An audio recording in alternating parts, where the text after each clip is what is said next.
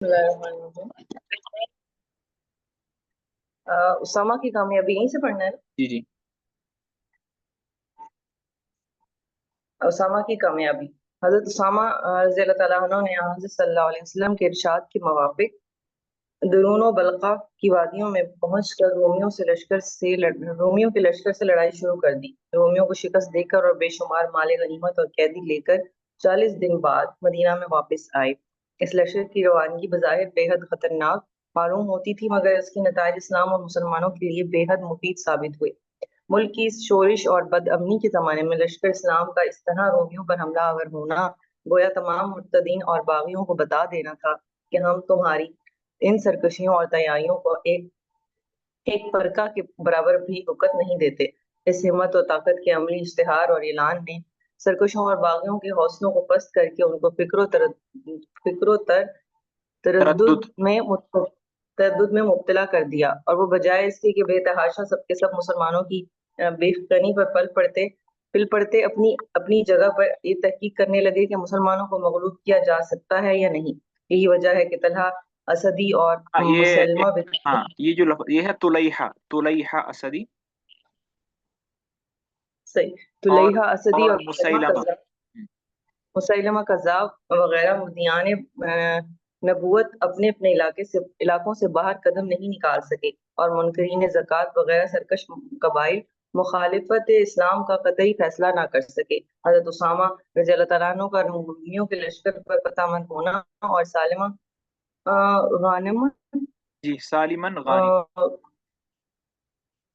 سالمن غانم واپس آنا اور اس خبر کا ملک میں شہرت پانا اور بھی مفید ثابت ہوا۔ چونکہ مال غنیمت بھی خوب ہاتھ آ گیا، لہٰذا آئندہ سرکشوں کو درست کرنا اور ملک کے امن و امان کو بحال کرنے میں اس غنیمت سے مسلمانوں کو بڑی امداد ملی، اور فوجی دستوں کی روانگی میں سوانح سفر کی تیاریاں زیادہ تکلیف دہ نہیں ہو سکیں۔ فتنہ ارتداد۔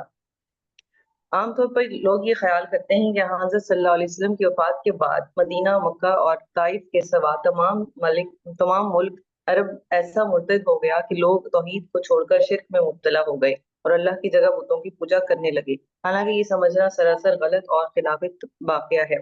بات یہ تھی کہ کذابین یعنی جھوٹے مدعیان نبوت بھی نمازوں وغیرہ عبادات کے منکر نہ تھے، اور اس ارتداد اور کفر و شرک کے لیے نہ تھا، بلکہ بعض ارکان اسلام بالخصوص زکوٰۃ سے لوگوں نے انکار کیا۔ اس ارتداد کا سبب قبائل عرب قدیمی مطلق العنانی اور آزاد منشا تھی۔ اسلام نے لوگوں پر زکوٰۃ فرض کی تھی۔ یہ ایک ٹیکس تھا جو اعلیٰ قدر و مال اور دولت اور صاحب نصاب لوگوں کو ادا کرنا پڑتا تھا۔ اس ٹیکس یا اخراج کو آزادی کے خوگر لوگ اپنے لیے ایک بارے گنا محسوس کرتے تھے، جو ابھی اچھی طرح ذائقہ اسلام کی چش نہ ہوئے تھے۔ انہوں نے اس اسلامی اخراج کی ادائیگی سے انکار کیا۔ باقی مذہب اسلام سے ان کو انکار نہ تھا۔ زکوٰۃ کا انکار چونکہ قبائل کی مزاج اور مادی خواہشات اور جذبات کے مناسب حال تھا، لہٰذا اس انکار میں ان ایک سرے سے دوسرے تک تمام ملک شریک ہو گیا۔ یہ چونکہ ایک سرکشی تھی، لہٰذا 9 مسلم سرکشوں کو مسلمہ اور طلحہ وغیرہ کذابین نے اپنی طرف جذب کرنے اور مالی عبادت کے علاوہ جسمانی عبادت میں تخفیف کر کے اپنی نبوت منوانے کا موقع پایا۔ بہرحال شرک اور بت پرستی کا مسئلہ مطلق زیر بحث نہ تھا، مگر دین اسلام نے نوع انسان میں جو شرازہ بندی اور نظام قائم کرنا چاہا تھا، نظام بظاہر درہم برہم ہوا چاہتا تھا۔ اس عظیم الشان خطرے کا علاج مشرکین کفار کی مارکہ آرائیوں سے زیادہ سخت اور دشوار تھا، کیونکہ منکرین زکوٰۃ کے عزائم اور اعلانات سنتے ہی ابوبکر صدیق رضی اللہ تعالیٰ عنہ نے صحابہ کرام کو جمع کر کے مجلس سے مشاورت منعقد کی، تو بعض صحابہ کی یہ رائے ہوئی کہ منکرین زکوٰۃ کے ساتھ مشرکین و کفار کی طرح قتال نہیں کرنا چاہیے، مگر یہ رائے بھی اسی طرح کمزور تھی جیسی کہ لشکر اسامہ رضی اللہ تعالیٰ عنہ کی روانگی کے خلاف بعض لوگوں نے ظاہر کی تھی۔ جس طرح اس رائے کو صدیق اکبر رضی اللہ تعالیٰ عنہ نے نہیں مانا تھا، اسی طرح اس کمزور رائے کو بھی انہوں نے مقابل قبول نہیں سمجھا، اور فرمایا کہ اللہ کی قسم، اگر زکوٰۃ کا ایک جانور یا ایک دانہ بھی کوئی قبیلہ ادا نہ کرے گا تو میں اسے ضرور قتال کروں گا۔ مرتدین کے وفود मदीना मुनव्वरा में आए और उन्होंने दरखास्त की कि नमाज़ें हम पढ़ते हैं, ज़कात हमको माफ कर दो। हज़रत अबू बकर सिद्दीक़ रज़ी अल्लाह ताला अन्हु ने ये साफ जवाब सुनकर अपने अपने कबाइल में वापस गए और यकायक तमाम मुल्क में हज़रत अबू बकर रज़ी अल्लाह ताला अन्हु के इस अज़म रासिद की खबर फैल गई और मुर्तदीन या मुनकरीन ज़कात मुकाबला और मार्का आराई के लिए तैयार हो गए। सूबों के आमलों ने अपने अपने सूबों के बागी हो जाने और ज़कात वसूल ना होने की इत्तलाएं भेजी। हज़रत अबू बकर सिद्दीक ने पूरी मुस्तैदी, कामिल और हिम्मत और इस्तिक़लाल के साथ एक बेदार मगज़ और मुल्कदार शहंशाह की हैसियत से आमलों के नाम, मुनासिब हिदायत और सरदारानी कबाइल के नाम खतूत रहो। जैश उसामा इधर रोमियों से बरसरे पैकार थे, इधर मुर्तदीन जो मदीना के नवाह में जमा हो गए थे, मदीना पर हमला की धमकी दे रहे थे। दूर दराज इलाकों के मुर्तदीन के पास पुरशौकत बसतूत हाँ तहत यदी खतूत हाँ, हजरत अबू बकर ये लफ्ज अरबी के हैं, शौकत और सतवत और तहदीदी। शौकत सतवत तहदीदी खतूत हजरत अबू बकर सिद्दीक रवाना कर रहे हैं क्या और मतलब, नवाही बागी भाई एक मिनट, क्या मतलब पुरशौकत बासतवत तहदीदी खतूत, क्या मतलब? पुरशौकत अपनी शान हाँ, बताने वाले या ऐसे आन वाली, और सतवत और तहदीद कहते हैं किसी को थ्रेट करना, तहदीद कहते हैं किसी को थ्रेट थ्रेट करना। करना, हाँ, मतलब हजरत अबू बकर सिद्दीक जो थे, खबरदार करने वाले। हाँ, उनको समझा रहे थे कि अगर आप लोग जक़ात का इनकार करोगे तो हम आप लोगों के साथ किताल करेंगे वगैरह वगैरह। अब इस्लाम वो नहीं है जो आप समझते थे। अब इस्लाम को अल्लाह ने हम्म एक इज्जत और शौकत दे दी है। अब इस्लाम गालिब आने वाला दीन है।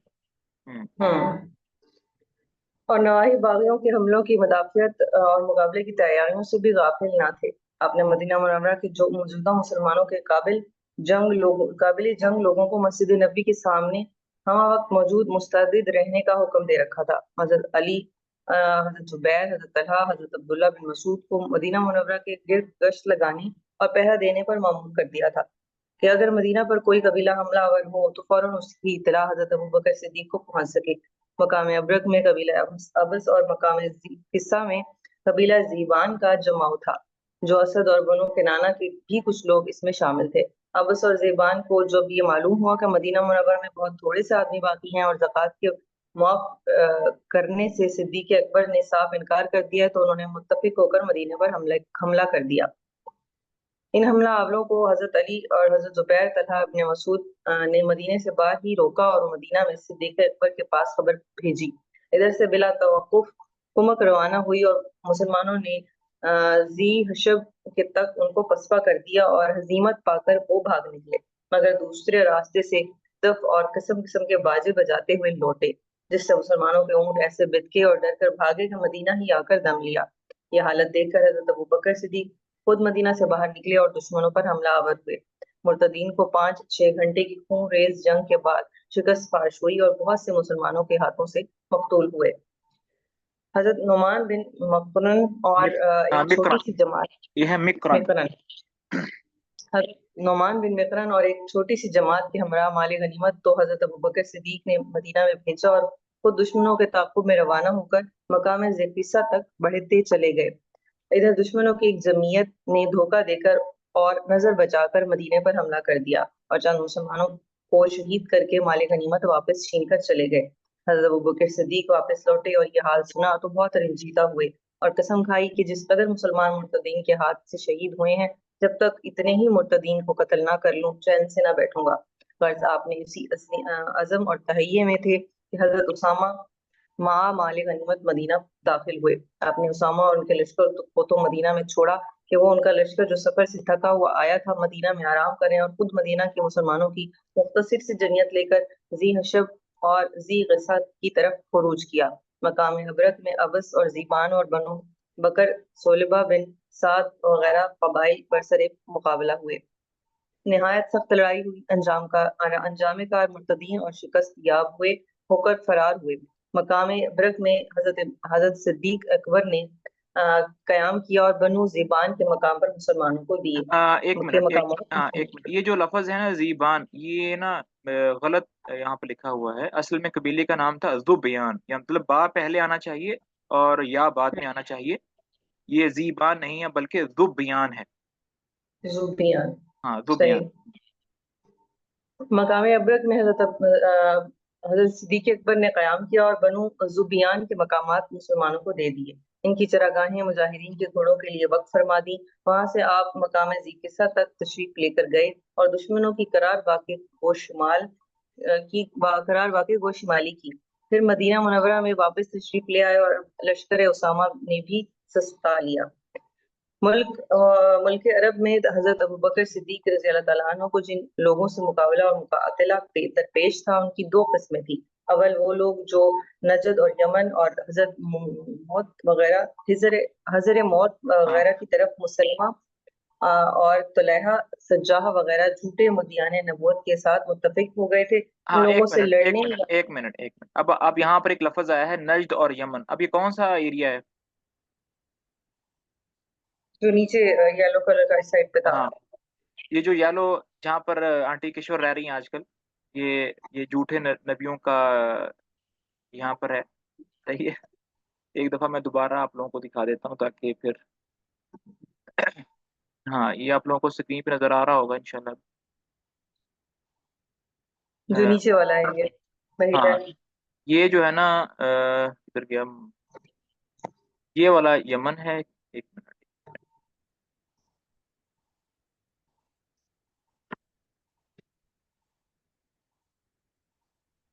एक मिनट बस। ये जो है ना, ये नजद का एरिया है, ये वाला नजद। और ये यमन का ये हजरा मऊत है, बिल्कुल समुद्र के ऊपर, जिसको मैं सर्कल कर रहा हूँ। ये यमन का एक शहर है, हजरा मऊत, ये यहाँ ये है। और ये सऊदी अरब का आजकल मिड है, जहाँ पर रियाज है, नजद है, ये एरिया है, यमामा है।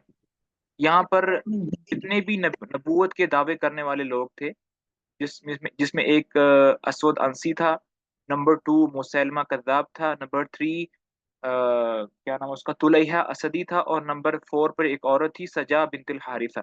ये चारों के चारे जिन्होंने नबूवत के दावे किए थे वो इस एरिया में थे। ठीक हो गया, यमन और नजद के एरिया में। चले, मैप से जरा थोड़ा सा आसानी रहती है चीजों को आपस में कनेक्ट करने के लिए। चलें। जी जी, बिल्कुल, बहुत अच्छा बहुत। ये रियाद में आप बता रहे हैं, रियाद से उठे थे ये फितने? यमामा, रियाज का जो पुराना नाम है वो यमामा हाँ है। हाँ, जी जी, हाँ, अभी तो भी तो है यमामा। अभी यमामा है, लेकिन अब वो यमामा जो है जस्ट एक डिस्ट्रिक्ट है जहाँ पर ये जंग जी हुई। जी, वहाँ पर मैं 2-3 दफा गया हूँ, साहबा की वहाँ पर कब्रें हैं, जहाँ पर ये जो अच्छा, ये जो आप रियाज के अंदर एक वादी सुनते हैं, वादी हनीफा। जी जी, ये वादी हनीफा हनीफा कबीले के नाम पर है, और हनीफा मुसैलमा कज़्ज़ाब के कबीले का नाम बनु हनीफा था। ओ अच्छा, ये यानी लोग, इमाम अबू हनीफा से कोई ताल्लुक नहीं है। नहीं नहीं नहीं नहीं, इमाम अबू हनीफा तो बहुत देर बाद आए हैं। ये इस्लाम से भी पहले हम्म, जमाना जाहिलियत में बनु हनीफा एक कबीला था, जो कि अच्छा, यहाँ पर आकर क़याम पजीर हुआ था एक वादी में। तो उस वादी का नाम बनु हनीफा है। ओके, ठीक, हाँ, चलें, जज़ाक। पढ़िए जी। ठीक है। हाँ जी, इन लोगों ने लड़ने या किताल करने में किसी सहाबी को इख्तलाफ ना था। दूसरे वो कबाइल जो ज़कात के अदा करने से इनकारी थे, उनसे किताल करने को बाज़ सहाबा ने नामुनासिब ख्याल किया था। लेकिन हज़रत अबू बकर सिद्दीक रज़ी अल्लाह तआला अन्हु के इजहार राय के बाद सब सहाबी उनकी राय से मुत्तफिक हो गए थे। इन दोनों किस्म के लोगों में कुछ फर्क तो जरूर था, लेकिन मुसलमानों ने जब दोनों के मुकाबले और मुकातले को यकसा जरूरी करार दिया तो फिर इन दोनों में कोई फर्क और इम्तियाज ना बाकी रहा। और हकीकत भी यही थी कि दोनों ग्रोह दुनिया और तलबी और मादियत के एक सैलाब में बह गए थे, जिनको सिद्दीकी तदबीर और रूहानियत ने गर्क होने से बचा लिया और इस तूफान हलाकत आफरीन से निजात दिलाकर मुल्क अरब का बेड़ा साहिल फौजो फलाह तक सही सलामत पहुंचाया। सिद्दीक अकबर का फरमान। सिद्दीक अकबर ने मदीना मुनव्वरा में आते ही अव्वल एक फरमान लिखा और इसकी मुतादिद नकलें कराकर कासिदों के जरिए मुर्तद कबीला की तरफ एक एक फरमान भेजा कि अव्वल जाकर तमाम कबीले लोगों को एक मजमे में बुलाकर ये फरमान सबको सुना दिया जाए। इस फरमान या मंशूर का आम मजमून ये था कि ابو بکر رضی اللہ تعالیٰ عنہ خلیفہ رسول ہیں، اور رسول صلی اللہ علیہ وسلم کی طرف سے ہر اس شخص کو جس کے پاس یہ فرمان پہنچے، خواہ وہ اسلام پر قائم ہو یا اسلام سے پھر گیا ہو، معلوم ہونا چاہیے کہ آگے پڑھ دیجیے. آ، اما بعد اما بعد، اللہ تعالیٰ نے محمد صلی اللہ علیہ وسلم کو سچا نبی بنا کر بھیجا، اور جو خوشخبری دینے اور ڈرانے اور اللہ کے حکم سے لوگوں کو اللہ کی طرف بلانے والے ہیں، اور ہدایت کے سراج منیر ہے. جو شخص دعوت اسلام قبول کرتا ہے، اللہ تعالیٰ اس کو ہدایت دیتا ہے اور کامیابی کا سیدھا راستہ بتا دیتا ہے، اور جو انکار کرتا ہے بحکم الہی اس کو بذریعہ جہاد انقیاد و فرما کی برداری انقیاد و فرما برداری کی طرف رجوع کیا جاتا ہے. احکام الہی کو نافذ فرمانے، مسلمانوں کو نصیحت کرنے اور اپنے فرائض و تبلیغ کو بخوبی سر انجام دینے کے بعد آن صلی اللہ علیہ وسلم نے اس دنیا سے تشریف لے گئے. اللہ تعالیٰ نے اس کی خبر قرآن مجید میں پہلے سے دی تھی. تم بھی مرنے والے ہو اور وہ بھی مرنے والے ہیں، اور تم سے پہلے کسی آدمی کو ہمیشہ کی زندگی نہیں دی گئی، کیا تم مر جاؤ گے تو وہ ہمیشہ رہیں گے. اور مسلمانوں کو یوں مخاطب کر کے سمجھا دیا کہ محمد صلی اللہ علیہ وسلم تو صرف رسول ہیں، ان سے پہلے بہت سے رسول گزرے ہیں، بس اگر یہ مر گئے یا مقتول ہو گئے تو تم پچھلے پاؤں پھر جاؤ گے، اور جو شخص پھر جائے گا اللہ کا وہ کچھ نہیں بگاڑے گا، اور اللہ تعالیٰ شکر گزار لوگوں کو نیک بدلہ دے گا. بس جو شخص محمد صلی اللہ علیہ وسلم کو پوچھتا تھا تو محمد بلا شک فوت ہو چکے ہیں، اور جو اکیلے اللہ کی پرستش کرتا تھا تو اللہ تعالیٰ زندہ ہے اور قائم ہے، نہ وہ فوت ہوا، نہ اس کو نیند آتی ہے اور نہ اونگ چھو سکتی ہے. وہ اپنے حکم کی نگہداشت کرتا ہے اور اپنی جماعت کے ذریعے دشمنوں سے بدلہ لینے والا ہے. میں تم کو اللہ سے ڈرنے نبی کے لائے ہوئے نو اور اللہ کی رحمت سے حصہ لینے اور اسلام کی ہدایت یہ لفظ ہے نبی کے لائے ہوئے نور. نور صحیح، نبی کے لائے ہوئے نور اور اللہ کی رحمت سے حصہ لینے اور اسلام کی ہدایت اختیار کرنے اور دین الہی کو مضبوط رسی کے پکڑنے کی وصیت کرتا ہوں. جس کو اللہ نے ہدایت نہ کی وہ گمراہ ہوا، اور جس کو اللہ نے عافیت عنایت کی وہ مصیبت میں مبتلا ہوا. عنایت نہ کی ہوگا نا، وہ مصیبت میں مبتلا ہوا. جس کی مدد اللہ نہ کرے وہ یکا تنہا اور بے یارو مددگار ہے. انسان جب تک اسلام کا انکار کرے دنیا اور آخرت میں کوئی عمل اس کا قبول نہیں ہو سکتا. مجھ کو معلوم ہوا ہے کہ تم میں سے کچھ لوگوں نے اسلام قبول کرنے اور اس کی احکام کی تعمیل کرنے کے بعد اللہ تعالیٰ سے منہ موڑ کر جہالت اور شیطان کی اطاعت کی طرف رجوع کیا ہے. کیا تم اللہ کو چھوڑ کر شیطان اور اس کی ذریت کو دوست بناتے ہو جو تمہارے دشمن ہیں؟ اللہ تعالیٰ فرماتا ہے کہ شیطان تمہارا دشمن ہے، بس تم بھی اس کو اپنا دشمن بناؤ، کیونکہ وہ تو اپنے گروہ کو تمہارے دوزخی بنانے کے لیے آمادہ کرتا ہے. میں تمہاری طرف مہاجرین اور انصار کے لشکر کو روانہ کرتا ہوں جو نیکی کی پیروی کرنے والے ہیں. میں نے ان کو حکم دیا ہے کہ اول اسلام کی دعوت دیے بغیر کسی سے مقابلہ نہ کریں.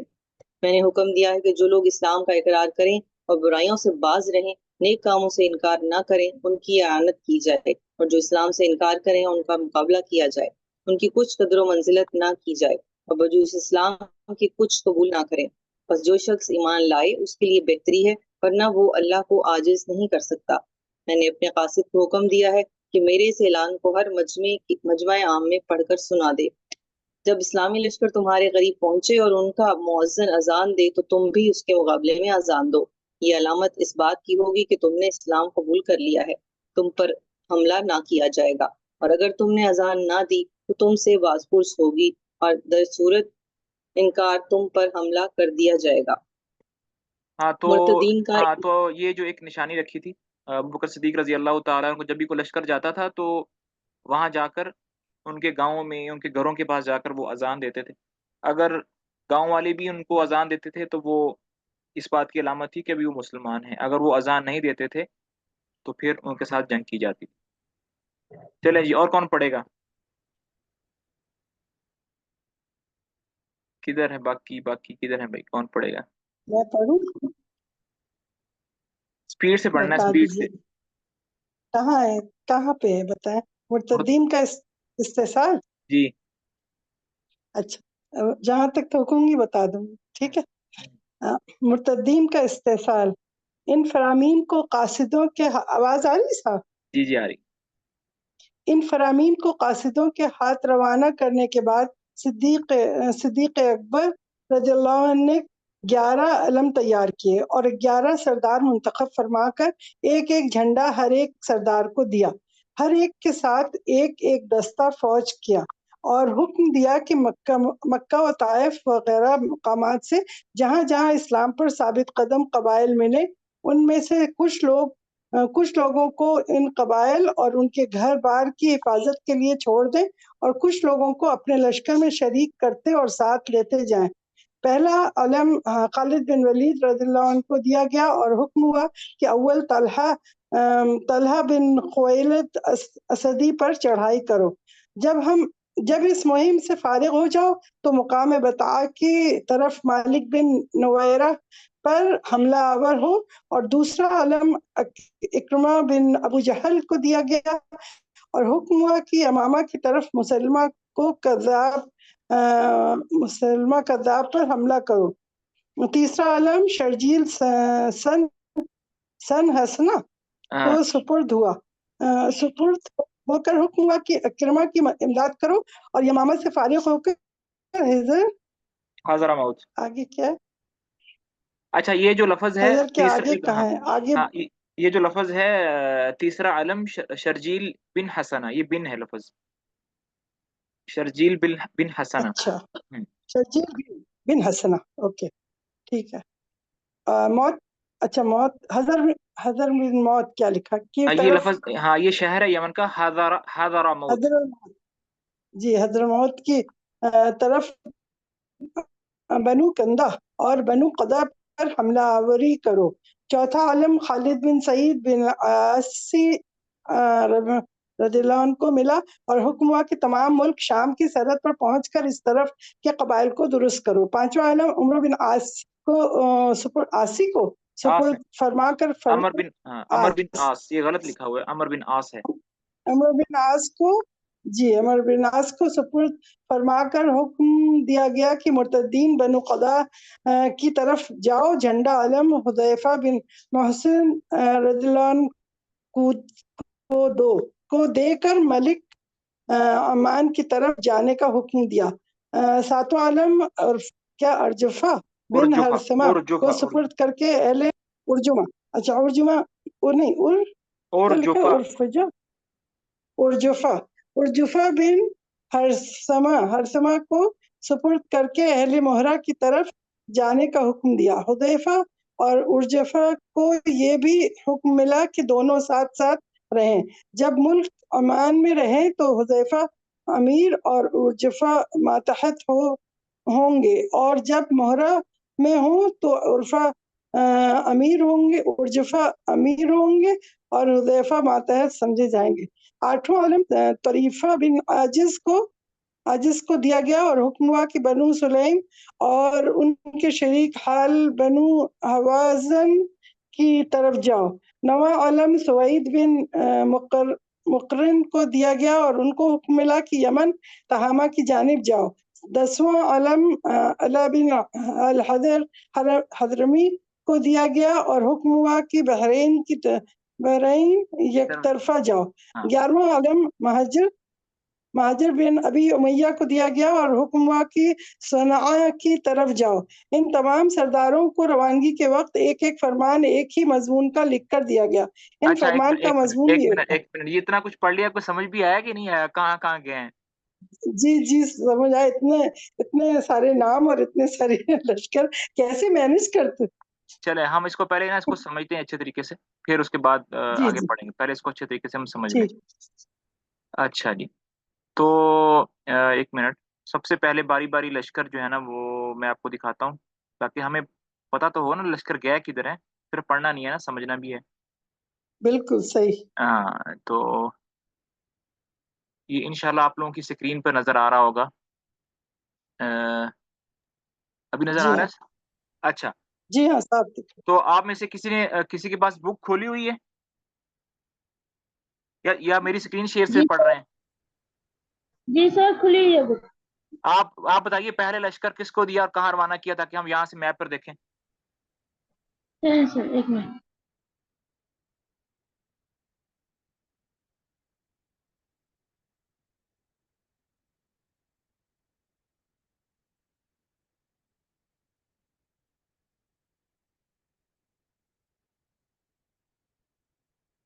پہلا لشکر کس کو، پہلا علم کس کو دیا اور کہاں روانہ کیا؟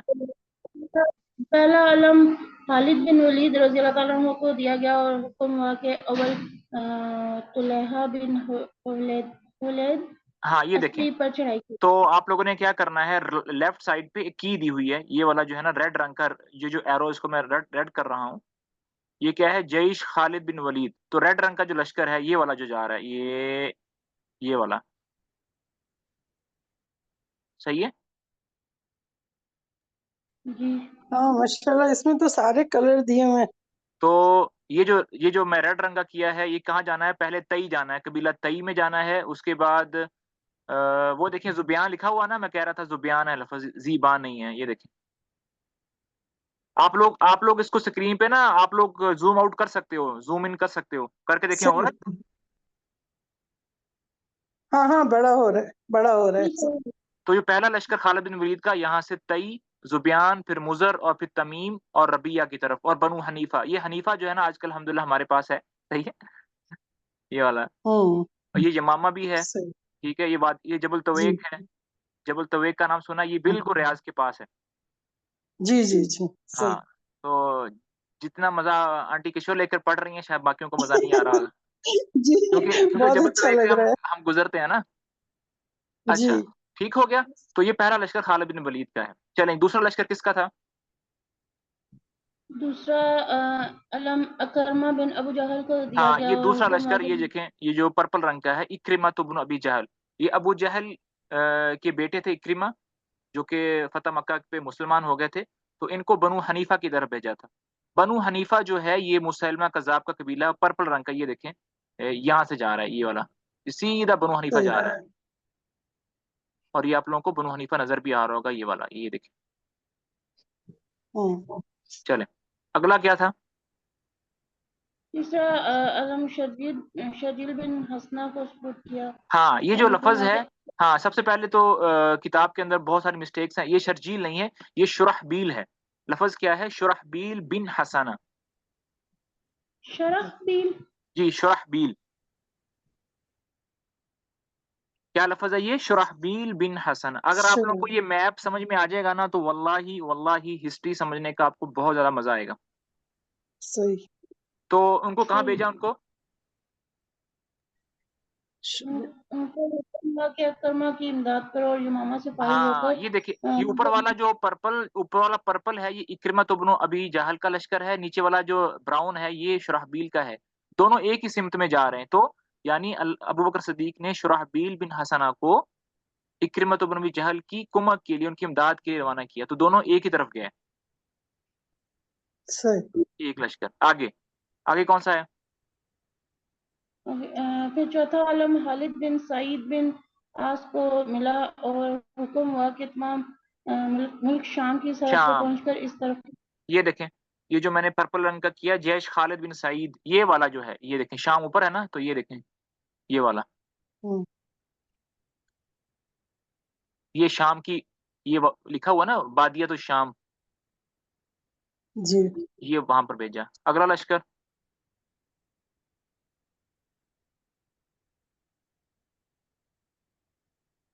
لشکر کون سا ہے؟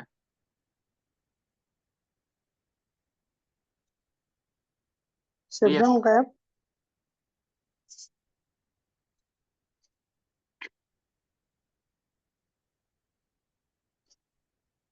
بھائی اگلا لشکر کون سا ہے؟ ایک منٹ دیکھتے ہیں۔ اس کی لائٹ چلی گئی ہے۔ پانچواں جو علم ہے وہ عمر بن عاص کو دیا، بنو قزا کی طرف، ٹھیک ہے۔ یہ دیکھیں عمر بن عاص رضی اللہ تعالیٰ عنہ کا جو لشکر ہے، یہ والا ہے، عمر بن عاص کدھر ہے، یہ والا گرین رنگ کا، یہ یہاں پر بھیجا ان کے ساتھ، یہ یہاں پر، ٹھیک ہو گیا۔ اس کے بعد کون سا ہے؟ چھٹا علم حذیفہ بن محسن کو دیکھا عمان کی طرف، حذیفہ بن محسن، حذیفہ بن، ہاں یہ دیکھیں اردو میں غلطی ہے، وہاں پر سین کے ساتھ لکھا ہوا، یہاں پر سواد کا لکھا ہوا، یہ دیکھیں عمان کی طرف. یہ کون سا ہے؟ بلیک رنگ کا ہے. یہ بلیک رنگ کا یہاں سے لشکر دے کے نکلا یہاں سے. یہ دیکھیں عمان. اچھا ہاں تو یہ لشکر وہاں پر گیا عمان. بھائی سمجھ میں آ رہی ہے سب کو یا نہیں؟ جی جی سر اس کے بعد اگر پڑھے نا آگے آگے حذیفہ کے بعد کون ساتواں لشکر کس کو دیا؟ ساتواں لشکر سر ان کا کیسے پڑھنا نام؟ کیا نام ہے؟ الفجا ارفج. سیونتھ یہ اجرفہ ہے. دیکھیں لفظ کتنے غلط لکھے ہوئے. اصل نام کیا ہے؟ اجرفہ. یہ دیکھیں لکھا ہوا ہے میپ کے اوپر اجرفہ. اجرفا بن بن حرثمہ. اب یہ پتہ نہیں کیسے اس کو اجرف ہرسما کو سپرد کر کے اہل مہرہ کی طرف. یہ مہرہ یہ جا رہا ہے مہرہ. یہ ادھر جا رہا ہے واپس حضرموت کی طرف آ رہا ہے. یہ مہرہ ہے. یہ دیکھیں ٹھیک ہے. تو یہ جو بلیک رنگ کا آپ کو لشکر نظر آ رہا ہے یہ بیسیکلی ایک بڑا لشکر تھا جو کہ عمان کی طرف بھیجا گیا تھا. ایک بار میں آپ کو اس کو کر کے دکھاتا ہوں. یہ جو بڑا لشکر آپ کو بلیک رنگ کا تھا یہ ایک بہت بڑا لشکر بھیجا تھا دبا کی طرف. پھر وہیں سے ہی اس بڑے لشکر کو چھوٹے چھوٹے لشکر میں ڈیوائڈ کر کے ایک لشکر کو وہاں سے نکال کے مہرہ کی طرف بھیج دیا اور ایک کو پھر آگے عمان میں رہنے دیا. ٹھیک ہو گیا؟ نظر نہیں آ رہا. کیا نظر نہیں آ رہا؟ یمامہ کے آگے سے رائٹ سائڈ پہ نہیں دکھ رہا. یہ جا رہا ہے نا. یہ نہیں آگے کا نہیں دکھ رہا. آپ نے اس کو ذرا زوم آؤٹ کر لیا ہوگا. زوم ان کریں تھوڑا. اچھا ہاں جی جی صحیح ہے صحیح. آگے کون سا تھا اگلا؟ پھر حذیفہ اور اجرفہ کو حکم ملا کہ دونوں ساتھ ساتھ رہیں. جب ملک امان میں رہیں تو حذیفہ امیر اور اجرفہ ماتحت ہوں گے اور جب مہرہ میں ہوں تو اجرفہ امیر ہوں گے اور حذیفہ ماتحت سمجھے جائیں گے. 8واں علم طریفہ بن عاجز کو دیا گیا اور حکم ہاں ہوا یہ کہ لفظ بنو کیا ہے؟ سلیم طریفہ. یہ والا طریفہ کا لشکر والا پرپل رنگ کا. یہ والا یہ حوازن یہ نزدیکی تھا. یہ مکہ اور مدینہ کے درمیان میں ایک جگہ ہے حوازن. طائف والوں کی جگہ. یہ وہ لشکر دیا گیا یہاں پر. آگے آگے 9واں علم سوید بن مکران. سر اس کو کیسے پڑھیں گے؟ مکران سوید بن مکرن الی تہامہ. یہ یمن کی طرف دیا. یہ گرین رنگ کا یہ والا یہاں جا رہا ہے. یہ دیکھیں یہ دیا. ٹھیک ہے. یہ زبید یمن. آگے اور کون سا رہ گیا؟ علا بن حضرمی کو دیا گیا. ہاں یہ اورنج رنگ کا علا بن حضرمی کو دیا بحرین کی طرف. یہ بالکل بحرین ہے. یہ آج کل یہ سیم راستہ ہے. الاحساء کا ہے. جبیل طبے دمام بحرین یہ والا.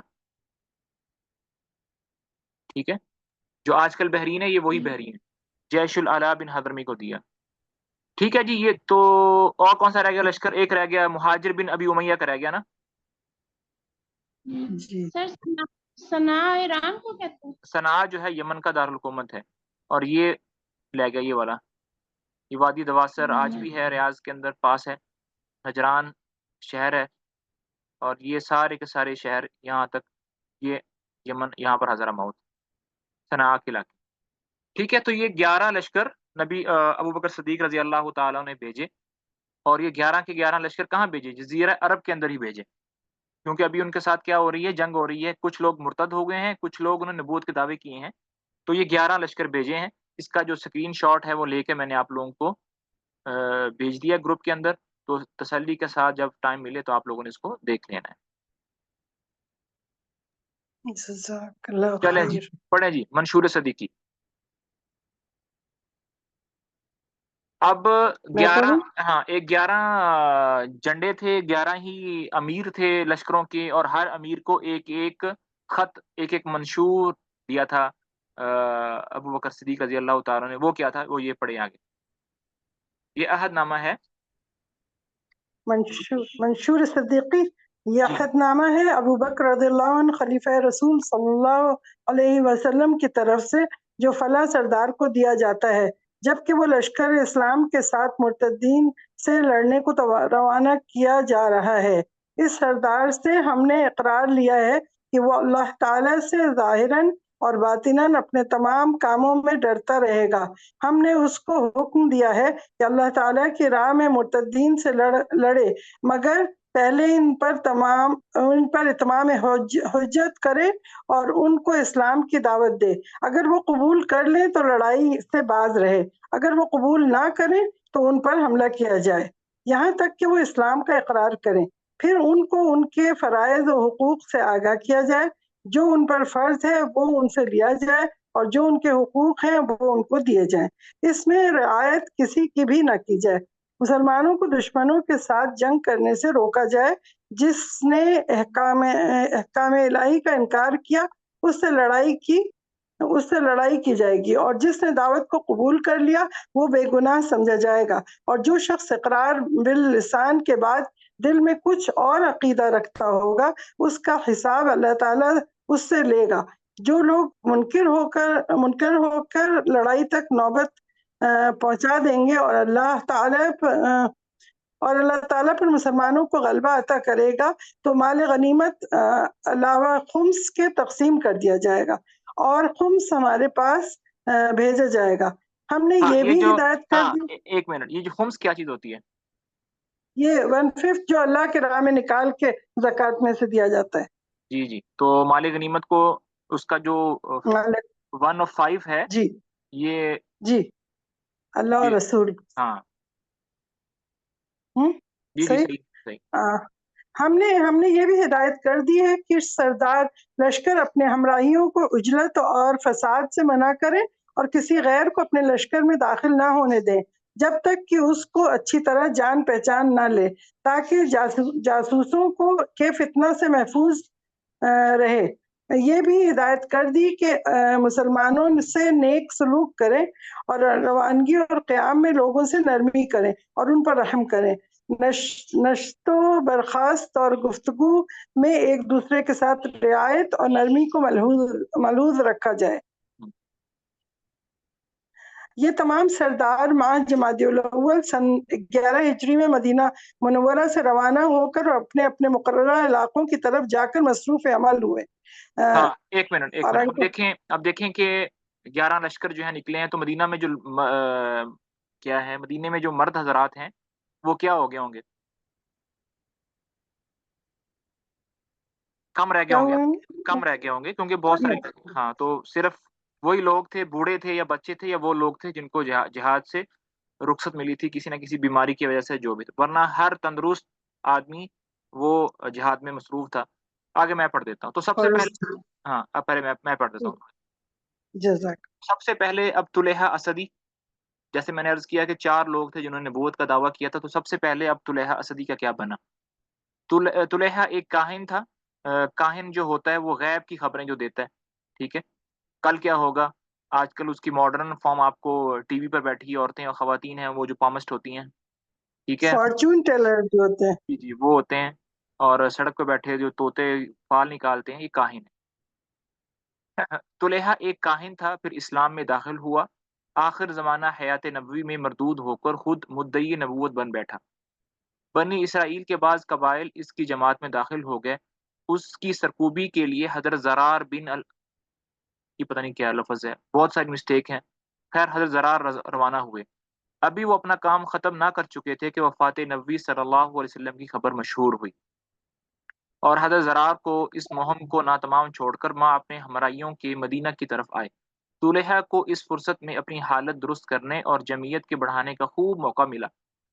یہ غطفان ہے، ٹھیک ہے، اطفان، یہ غطفان اور حوازن وغیرہ کے قبائل جو ذی القصہ و ذی خشب میں حضرت ابوبکر صدیق سے شکست کھا کر بھاگے تھے، طلحہ کے پاس پہنچے اور اس کی جماعت میں شامل ہو گئے تھے۔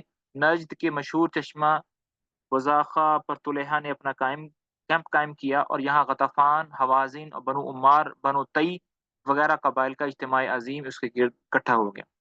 میپ کھول کر دکھانے کی ضرورت ہے یا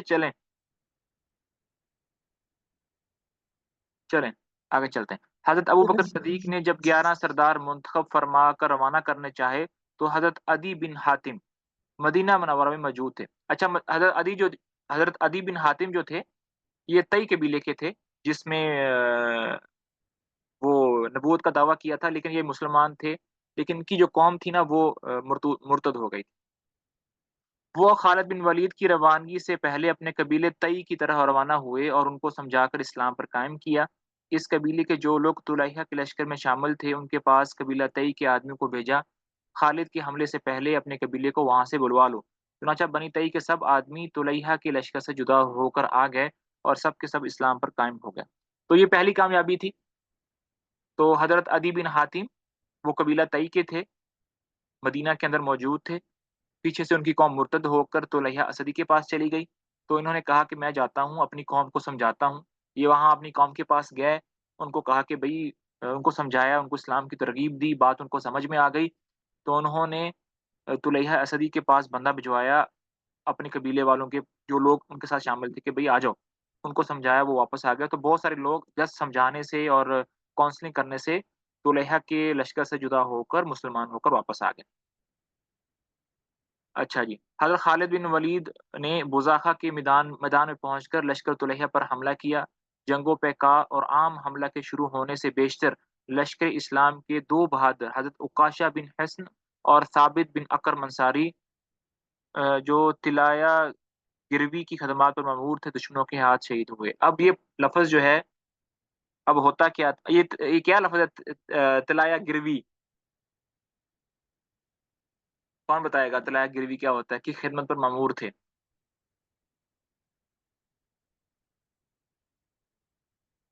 بھئی کون بتائے گا؟ یہ گروی ہے یا گردی ہے؟ گردی لکھ، گردی ہے، طلایہ گردی، ہاں ہاں تلایا گردی، تلایا کیا سونے کو کہتے ہیں؟ گولڈ؟ لشکر میں سونا کہاں سے آ گیا؟ بھائی بتائیے، جلدی سے بتائیے، کسی کو آتا ہے تو۔ تلایا گردی پتہ نہیں پتہ، آپ بتائیں۔ ہاں، جب بھی کوئی لشکر روانہ ہوتا تھا اس زمانے میں، تو لشکر کے روانہ ہونے سے پہلے اچھا، ہاں، کچھ آدمیوں کو معلومات پہلے، کرنے کے لیے۔ ہاں کچھ آدمیوں کو پہلے بھیج دیا جاتا تھا کہ آگے جا کے وہ دیکھیں راستہ کیسا ہے، کس طرف جانا ہے، مطلب ایک گائیڈ کے طور پر۔ ٹھیک ہو گیا۔ جب لشکر روانہ ہو جاتا تھا تو 2-3 آدمی پیچھے رہتے تھے اسی جگہ پر جہاں پر لشکر ٹھہرا ہوا تھا، کہ اگر لشکر کی کوئی چیزیں رہ گئی ہیں یہاں پر تو وہ اٹھا کر لیتے آئیں۔ جی جی جی، جس میں حضرت عائشہ رضی ہاں اللہ عنہ کا ہار کھویا۔ ہاں، تو اس طرح لشکر چلتے تھے۔ جو مطلب کھانے پکانے والی اور خیمے لگانے والی ٹیم ہوتی تھی وہ پہلے جاتی تھی، تاکہ لشکر کے پہنچنے سے پہلے کیا لگا لیں، کھانے شانے کا جو بندوبست ہے، ٹینٹ شینٹ، وہ پہلے لگا لیں۔ اسی طرح جب لشکر وہاں پہنچ جاتا تھا، جتنے دن اس نے وہاں ٹھہرنے ہوتے تھے، ٹھہر کر جب چلتا تھا تو لشکر روانہ ہو جاتا تھا، لیکن جو ٹینٹ اکھاڑنے والی ٹیم ہوتی تھی وہ 1-2 دن بعد میں آتی تھی، تو اس طرح لشکر 2-3 حصوں میں چلتا تھا۔ تو ظاہری بات ہے حضرت عکاشہ بن حسن اور ثابت بن اکرم یہ پہلے وہاں پر گائیڈ تھے، جو پہلے گئے تھے، یہ پہلے جا کے وہاں پر ان کے ہاتھ شہید ہو گئے۔ حضرت خالد بن ولید نے ثابت بن قیس کو اور بنی تئی پر عدی بن حاتم کو سردار مقرر کر کے حملہ کیا۔ طلحہ کے لشکر کی سپہ سالاری اس کا بھائی خیال کر رہا تھا، اور طلحہ ایک چادر اوڑے ہوئے لوگوں کو دھوکہ دینے کے لیے الگ ایک طرف وحی کے انتظار میں بیٹھا تھا۔ لڑائی خوب زور و شور سے جاری ہوئی۔ جب مرتدین کے لشکر پر کچھ پریشانی کے آثار نمایاں ہوئے تو طلحہ کے لشکر کا ایک سردار عیینہ بن حسن طلحہ کے پاس آیا اور کہا کہ کوئی وحی نازل ہوئی ہے یا نہیں۔ طلحہ نے کہا ابھی نہیں ہوئی۔ پھر تھوڑی دیر کے بعد عیینہ نے دریافت کیا اور وہی جواب دیا۔ پھر میدان پر جا لڑنے لگا۔ اب دم بدم مسلمان غالب ہوتے جاتے تھے اور مرتدین کے پاؤں اکھڑنے لگے تھے۔ عیینہ تیسری مرتبہ پھر طلحہ کے پاس گیا اور وحی کی نسبت پوچھا تو اس نے کہا ہاں، جبرائیل میرے پاس آیا تھا، وہ کہہ گیا ہے کہ تیرے لیے وہی ہوگا جو تیری قسمت میں لکھا ہے۔ عیینہ نے یہ سن کر کہا کہ لوگوں، طلحہ جھوٹا ہے، میں تو جاتا ہوں۔ یہ سنتے ہی مرتدین یک لخت بھاگ پڑے، بہت سے مقتول، بہت سے مفرور اور بہت سے گرفتار ہوئے، بہت سے اسی وقت مسلمان ہو گئے۔ طلحہ ماں اپنی بیوی کے گھوڑے پر سوار ہو کر وہاں سے بھاگا اور ملک شام کی طرف جا کر قبیلہ بنو قزاعہ میں مقیم ہوا۔ وہ اوپر، صحیح ہے نا، میپ میں آ رہا ہے، اوپر مقیم ہوا۔ جب رفتہ رفتہ تمام قبائل مسلمان ہو گئے اور خود اس کا قبیلہ بھی اسلام میں غالب ہو گیا، تو طلحہ بھی مسلمان ہو کر حضرت عمر فاروق کے عہد میں خلافت میں مدینے میں آیا اور ان کے ہاتھ اور بیعت کی۔ उयैना बिन हिस्न भी गिरफ्तार होकर खालिद बिन वलीद के अहद खिलाफत में मदीने आया और उनके हाथ पर बैत की। उयैना बिन हिस्न भी गिरफ्तार होकर खालिद बिन वलीद के सामने आया, उसको खालिद बिन वलीद ने सदीक अकबर के पास मदीना में भेज दिया। हज़रत सदीक अकबर ने इस्लाम पेश किया, उसने नहायत सख्ती और दरदशी से इंकारी जवाब दिया, चनाचा वो मकतूल हुआ। सही है जी। तो ये दोनों का अंजाम क्या हुआ? मकाम मुज़ाखा पर लश्कर तोलेहा जब शिकस्त खाकर भागा है तो मफरूरों में गतफ़ान, सुलैम, हवाज़िन वगैरह कबाइल के लोग मकाम हवाब में जाकर मुज्तमा हुए और सलमा बिनते मालिक बिन हुज़ैफा बिन बदर बिन ज़फ़र को अपना सरदार बनाया और मुकाबला की तैयारी में मसरूफ़ हुए। ये एक औरत थी, सलमा बिनते मालिक, तो इस औरत को उन्होंने अपना सरदार बना लिया। हज़रत खालिद बिन वलीद रज़ी अल्लाह तआला अन्हु को ये हाल मालूम हुआ तो वो उसकी तरफ मुतवज्जा हुए। सलमा अपने लश्कर को लेकर मुकाबला पर आई और एक नाका पर सवार होकर, नाका किसे कहते हैं? इधर है अरबी वाले। ना ऊँटनी छोटी को। हाँ, ऊँटनी को ऊँटनी, हाँ, एक नाका पर नाकतुल्लाह। हाँ, एक नाका पर सवार होकर खुद सिपा सलारी की खिदमत अंजाम देने लगी।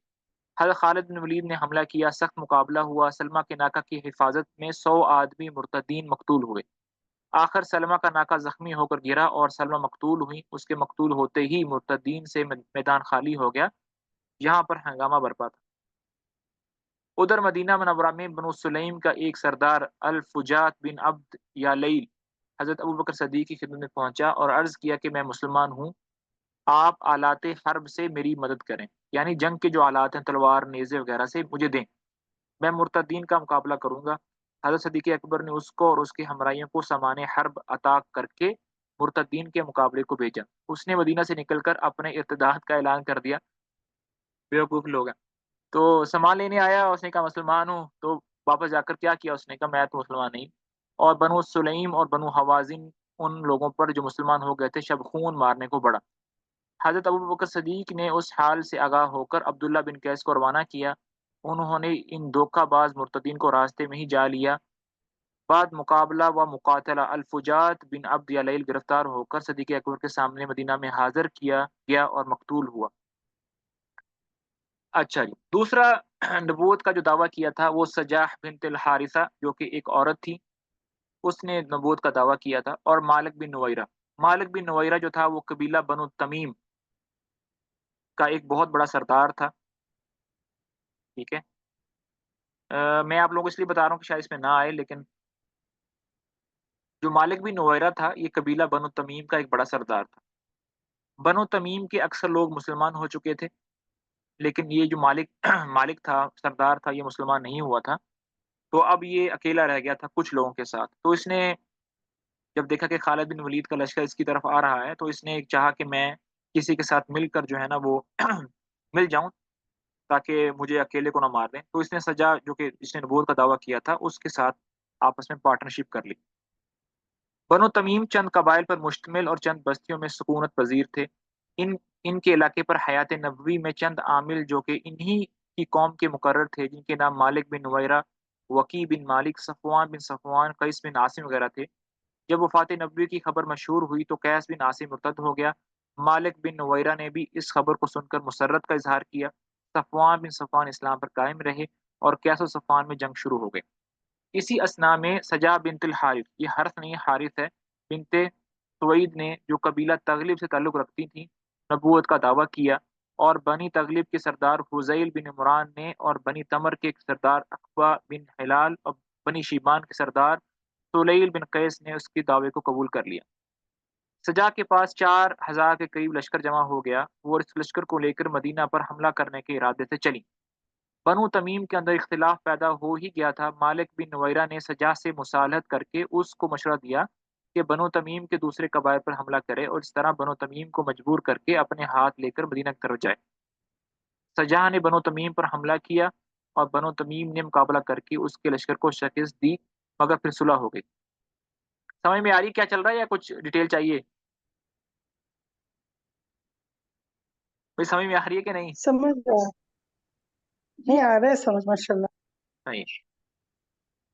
तो मैं एक दफ़ा आप लोगों को मैप दिखा दूं, क्योंकि मुझे लग रहा है कि आप लोगों की खामोशी बता रही है कि या तो समझ में बहुत अच्छे से आ रहा है या बिल्कुल नहीं आ रहा है। یہ سارے کی ساری جنگ جو ہے نا یہاں پہ لگی ہوئی ہے. یہ دیکھیں یہ بنو تمیم کا قبیلہ یہ ہے, ٹھیک ہے, اور ربیہ تمیم یہ قبیلہ ہے, بنو اسد کا یہ قبیلہ ہے.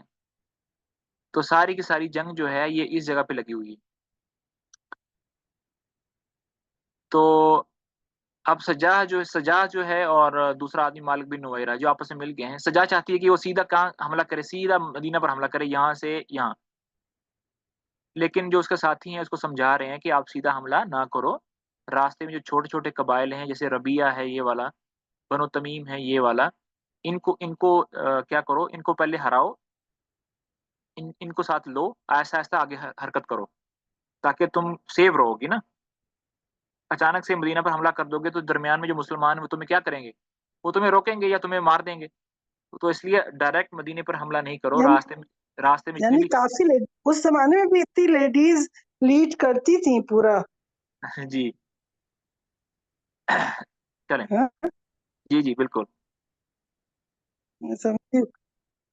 چلیں. اب سجا مالک بن نویرہ اور وکی بن مالک کو ہمراہ لے کر چلی. تھوڑی دور جا کر اور کچھ سوچ کر یہ دونوں سردار بنو تمیم کے جدا ہو کر واپس چلے گئے. اب دیکھا وہی مسئلہ ہوا, سجا جو ہے وہ اکیلی رہ گئی اور باقی جو لوگ تھے وہ جدا ہو گئے. سجا اپنے لشکر کو لیے ہوئے آگے بڑھی. سجا نے اپنے پیروکاروں کے لیے 5 وقت کی نماز تو لازمی رکھی تھی, مگر سور کا گوشت کھانا, شراب پینا اور زنا کرنا جائز قرار دے دیا تھا. بہت سے عیسائی بھی اپنا مذہب چھوڑ کر اس کی جماعت میں شامل ہو گئے تھے. اب سجا کو بنی تمیم کی بستیوں سے آگے بڑھ کر معلوم ہوا کہ خالد بن ولید کا لشکر اسلام لیے ہوئے اسی طرف آ رہا ہے. ادھر مسلمہ کذاب کی جماعت کثیرہ کا حال سن کر اس کو تردد ہوا کہ کہیں وہ بھی نبوت کا مدعی ہونے کے سبب رقابت اور مخالفت پر نہ آمادہ ہو جائے. مسلمہ کذاب نے جب سجا کے لشکر کا حال سنا تو وہ بھی اپنی جگہ متردد ہوا کہ ایک طرف اسلامی لشکر کا خطرہ ہے اور دوسری طرف سجا عظیم لشکر لیے ہوئے نکلی. اچھا تو دوبارہ پھر میپ پہ آ جائیں, ٹھیک ہے. اب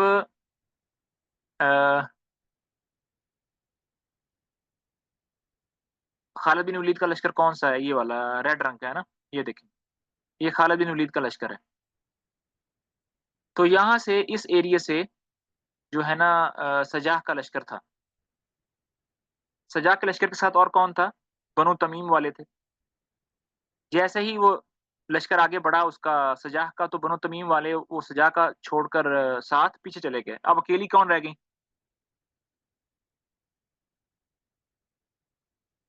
اکیلی کون رہ گئی بھائی, سجا اکیلی رہ گئی. تو اس کو خطرہ تھا کہ اوپر سے خالد بن ولید کا لشکر بھی آ رہا ہے یہاں سے, اور یہاں پر اس جگہ پر یمامہ میں ایک دوسرا جھوٹا نبی ہے مسلمہ, اس کا بھی لشکر ہے. تو اس کو اس سے بھی خطرہ تھا کہ پیچھے سے وہ نہ حملہ کر دے, ٹھیک ہے, کیونکہ ہر بندہ ہی اپنی حکومت بنانا چاہتا تھا.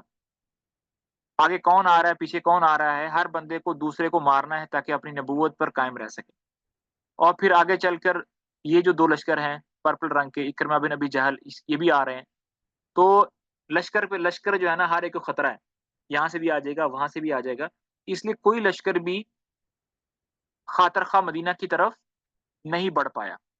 ہر لشکر اپنے ہی جگہ پر رک کر اس نے آخر سمجھی کہ میں یہیں رک جاتا ہوں, اور ایک دوسرے سے صلح کرنے کو زیادہ بہتر سمجھا تاکہ لڑائی کی نوبت نہ آئے. چلیں. اچھا جی, مسلمہ کذاب نے جب سجاہ کے لشکر کا حال سنا تو وہ بھی اپنی جگہ متردد ہوا کہ ایک طرف اسلامی لشکر کا خطرہ ہے اور دوسری طرف سجاہ عظیم لشکر لیے ہوئے نکلی ہے. اگر اس طرح متوجہ ہو گئی تو بڑی دقت پیش آئے گی. ادھر اکریمہ اور شرحبیل بھی اپنی جمعیت لیے ہوئے یمامہ کے قریب پہنچ چکے تھے, اور مسلمہ نے سجاہ کو ایک دوسرے کا شریکی کار سمجھ کر احتیاط کو لازم لا رہے تھے. مطلب ہر لشکر اپنی جگہ رکا ہوا تھا, دیکھ رہا تھا بھی کیا کریں. بالآخر مسلمہ نے سجاہ کو خط لکھا کہ تمہارا ارادہ کیا ہے. سجاہ نے جواب دیا کہ میں مدینہ منور پر حملہ کرنا چاہتی ہوں, میں نبی ہوں اور سنا ہے کہ آپ بھی نبی ہیں, سبحان اللہ, لہٰذا مناسب یہ ہے کہ ہم دونوں مل کر مدینہ پر حملہ کریں. مسلمہ نے فوراً پیغام بھیجا کہ جب تک حضرت محمد زندہ تھے اس وقت تو میں نے آدھا ملک ان کے لیے چھوڑ دیا تھا اور آدھے ملک کو اپنا علاقہ سمجھا تھا. اب ان کے بعد تمام ملک پر میرا حق ہے, لیکن چونکہ تم بھی نبوت کی مدعی ہو لہٰذا میں آدھی پیغمبری تم کو دوں گا. بہتر یہ ہے کہ اپنے لشکر کو وہیں چھوڑ کر تنہا میرے پاس چلی آؤ تاکہ تقسیم پیغمبری اور مدینہ پر حملہ آوری کے متعلق تم سے تمام گفتگو مشورہ ہو جائے. جھوٹی نبیہ کا نکاح. سجاح یہ پیغام پاتے ہی مسلمہ کی طرف روانہ ہو گئیں۔ اس نے اپنے قلعہ کے سامنے ایک خیمہ کھڑا کیا، سجاح کو اس میں اتارا، دونوں کی بات چیت ہوئی۔ سجاح نے مسلمہ کی پیغمبری کو تسلیم کیا، اس پر ایمان لائی، پھر دونوں کا نکاح ہو گیا۔ نکاح کے بعد سجاح 3 دن تک مسلمہ کے پاس رہیں، وہاں سے رخصت ہو کر اپنے لشکر میں آئیں تو لشکر والوں نے کہا کہ نکاح کا مہر کیا طے کیا آپ نے؟ یہ بے مہر کیسا نکاح تو نے کیا ہے؟ پھر مسلمہ کے پاس گئیں تو مسلمہ نے کہا کہ میں نے تیرے مہر میں تیری جماعت کے لیے 2 نمازیں یعنی عشاء اور فجر معاف کر دی۔ سجاح وہاں سے رخصت ہو کر آئیں، حذیل اور اب یہ لفظ پتہ نہیں کیا ہے، کوئی یمامہ کی نصف پیداوار وصول کرنے کے لیے چھوڑ کر روانہ ہوں۔ جب اب وہ سجاح کی شادی ہو گئی اور ظاہری بات ہے ایک کو دوسرے کے حق میں کیا کرنا ہے، بیٹھنا ہے نا، تو سجاح نے کہا کہ میں بیٹھ جاتی ہوں، اور مسلمہ کو کہا کہ تمہاری پیغمبری کو ایکسیپٹ کر لیتی ہوں۔ لیکن ظاہری بات ہے یہ جو ڈیل ہوئی تھی کسی وجہ سے ہوئی تھی، تو یہ ڈیل یہ ہوئی تھی کہ جو مسلمہ کذاب ہے، ایک تو اس نے کہا کہ 2 نمازیں معاف ہیں، سبحان اللہ، اور دوسرا یہ ڈیل ہوئی تھی کہ اس علاقے کی جو 6 مہینے کی پیداوار ہے نا، کھجوریں وغیرہ، وہ کس کو دی جائیں گی؟ وہ سجاح کو دی جائیں گی۔ تو یہ ڈیل کر کے وہاں پر ہوئی، تو سجاح نے وہ سب چیزیں ایکسیپٹ کر کے واپس چلی گئیں، اور کچھ لوگوں کو 6 مہینے کی پیداوار وصول کرنے کے لیے جو ہے نا واپس مسلمہ کے پاس چھوڑ دیا کہ تم 6 مہینے یہاں رہو، پیداوار لے کر کٹھی کر کے تم میرے پاس آ جانا۔ تو حذیل اور ابھی لفظ پتہ نہیں کیا ہے، کوئی یمامہ کی نصف پیداوار وصول کرنے کے لیے چھوڑ کر روانہ ہوئی تھی کہ حضرت خالد بن ولید جو کہ بنو تمیم کی طرف بڑے چلے آ رہے تھے سامنے آ گئے۔ خالد بن ولید کے لشکر کو دیکھتے ہی سجاح کی ہمراہی فرار ہو گئے، اور یہ کیا لکھا ہوا ہے، اور یہ کیا لفظ بیزار، وقت اپنے قبیلہ بنی تغلب، ہاں بیزار شاید، وقت اپنے قبیلہ بنی تغلب میں مقام جزیرہ پہنچ کر گمنامے کی زندگی بسر کرنے لگی۔ تو یہ دوسرے نبی کا، جھوٹے نبی کا یہ حال ہوا کہ وہ کہیں گمنامی کی جگہ پر جا کر زندگی گزارنے لگی۔ حضرت خالد بن ولید جب بنو تمیم کے علاقہ میں پہنچے تو وہاں کی ان لوگوں سے جو اسلام پر قائم تھے کوئی تعارض نہیں کیا، لیکن جو مرتد ہو گئے وہ گرفتار و قتل کیے گئے۔ مرتد اور مسلمانوں کی شناخت اذان کے ذریعے ہوتی تھی، جیسا کہ اوپر فرمان صدیقی گزر چکا تھا۔ مالک بن نویرہ کی بستیوں پر بھی اذان کے بعد ہی حملہ ہوا تھا۔ اب مالک بن نویرہ جو کہ کس کا ساتھی تھا؟ سجاح کا ساتھی تھا، لیکن اس نے سجاح کو چھوڑ دیا تھا، تو اس کا حال دیکھ۔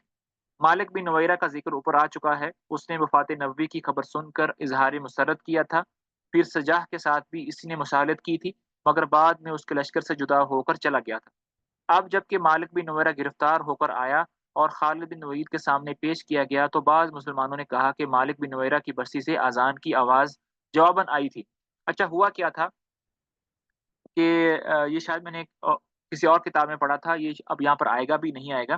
خالد بن ولید جب مالک بن نویرہ کے لشکر کے سامنے پہنچے، ان کی بستیوں کے سامنے پہنچے، تو بہت تیز قسم کی ہوا چل رہی تھی، اتنی تیز ہوا چل رہی تھی کہ اس میں ٹھہرنا کھڑے ہونا مشکل ہو رہا تھا۔ تو خالد بن ولید کے لشکر نے اذان دی، اور اذان دینے کے بعد کچھ دیر انتظار کیا کہ مالک بن نویرہ کی طرف سے اذان کا جواب آتا ہے یا نہیں آتا۔